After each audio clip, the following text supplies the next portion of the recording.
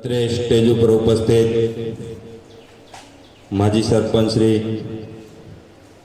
અગ્રણી ગ્રામજનો, એસએમસી અધ્યક્ષ, એસએમસી સભ્યો, આ શાળાના ભૂતપૂર્વ વિદ્યાર્થીઓ અને મારી શાળાના બાળકોના વાલીઓનું શ્રી રતનપર પ્રાથમિક શાળા વતી હું શબ્દોથી હાર્દિક સ્વાગત કરું છું. સ્વાતંત્ર્ય પર્વ એટલે શું? શા માટે આ ઉજવણી શા માટે આપણે કરીએ છીએ? તો કે આજથી ઇતિહાસમાં આપણે ભૂતકાળમાં જઈએ તો 79 વર્ષ પહેલા આપણા ભારત દેશના લોકો છે એ અંગ્રેજોની ગુલામીમાં સબળતા હતા. એટલે કે આપણા દેશના લોકો છે એ સ્વતંત્ર અભ્યાસ કરતી નાનકડી વાળા જિલ્લા આપ સૌને બે હાથ જોડીને નમસ્કાર. આજે હું 15મી ઓગસ્ટ વિશે મારી વાત રજૂ કરવા જઈ રહી છું.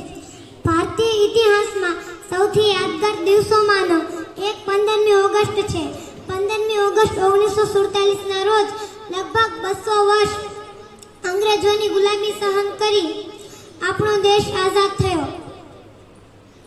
આપણે બ્રિટિશરો પાસેથી આપણી આઝાદી મેળવવા માટે ખૂબ જ જહેમત ઉઠાવી હતી. સ્વતંત્રતા દિવસ પરના આ વક્તવ્યમાં આપણે સ્વતંત્રતા દિવસના ઇતિહાસ અને મહત્વ વિશે ચર્ચા કરવા જઈ રહ્યા છીએ. લગભગ 2 સદીઓથી બ્રિટિશરોએ આપણા ઉપર રાજ કર્યું અને આ જુલ્મોને કારણે દેશના નાગરિકને ઘણું સહન કરવું પડ્યું. બ્રિટિશ અધિકારીઓ આપણી સાથે ગુલામોની જેમ વર્તન કર્યું ત્યાં સુધી જ્યારે આપણે તેમની સામે લડવાનું ચાલુ ના કર્યું. કેટલાક નેતાઓ હિંસાનો માર્ગ પસંદ કરે છે જ્યારે કેટલાક અહિંસા પસંદ કરે છે. પરંતુ આનો અંતિમ ઉદ્દેશ દેશમાંથી બ્રિટિશરોને હાંકી કાઢવાનો હતો અને 15મી ઓગસ્ટ 1947ના રોજ લાંબા સમયથી રાહ જોવાનું સ્વપ્ન સાકાર થયું. देशभक्तों से ही देश की शान है, देशभक्तों से ही देश का मान है. हम उस देश के फूल हैं यारों जिस देश का नाम हिंदुस्तान है. देशभक्तों से ही देश की शान है, देशभक्तों से ही देश का मान है. हम उस देश के फूल हैं यारों जिस देश का नाम हिंदुस्तान है. અને મહેનતથી ઉપર ચડે અને એક જ ડગલું બાકી હોય, જ્યારે એને ઉપર પર્વત ઉપર ચડવા માટે જ્યારે માત્ર એક જ ડગલું બાકી હોય અને અંતે એનું ધ્યાન ચલે ને, જ્યારે એ બેધ્યાન થઈ જાય અને નીચે પડે ત્યારે સાલું લાગી આવે. વર્ષોથી પર્વત ચડનારા માણસની ચારે બાજુ હો ખાઈ ખાઈને ઊંડી ખીણો, એક જ ડગલું બાકી હોય અને અંતે એનું ધ્યાન ચલે ને ત્યારે સાલું લાગી આવે. તમે હો ઉસ્તાદ તમારી તલવારો પર, તમને તમારી તલવાર ઉપર ગર્વ હોય કે મારી તલવારમાં મારામાં એટલી તાકાત છે કે સામે દુશ્મન આવી જાય તો એને કાપી નાખું. તમે હો ઉસ્તાદ તમારી તલવારો પર, દુશ્મનને પડકારી લાવો રણની વચ્ચે.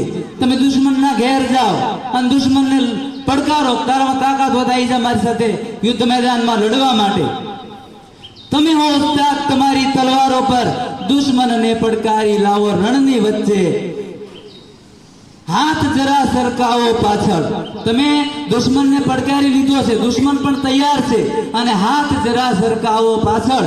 મ્યાનમાંથી તલવાર કાઢવા માટે તમે જ્યારે હાથ પાછો લો છો પણ સાવજ ખાલી મ્યાન મળે ને, મ્યાન તલવાર તો તમે ઘરે ભૂલી ગયા હોય, માત્ર મ્યાન જ હોય ત્યારે સાલું લાગી આવે. સામેની ફૂટપાથ ઉપર સૂતા હો ભૂખ્યા પેટે આંસુ પીને.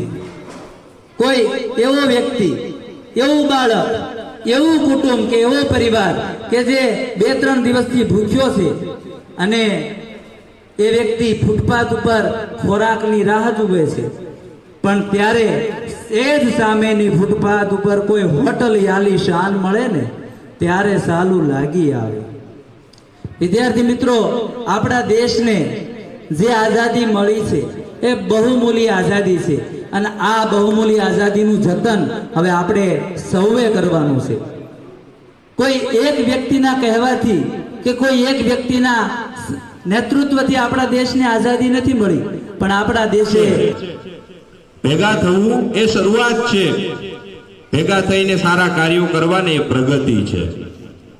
તો ખરેખર આજે ગૌરવ થાય છે કે મેં એક પણ ફોન નથી કર્યો કોઈને પણ આ કાર્યક્રમ માટે, ખાલી માત્ર ને માત્ર વોટ્સએપ ગ્રુપમાં આપણે મેસેજ છોડેલો કે ભાઈ આવતીકાલે આપણે કાર્યક્રમ રાખવાનો છે, ધ્વજવંદન છે અને બધાએ આવવાનું છે. ખરેખર અત્યારે મને આનંદ થાય છે કે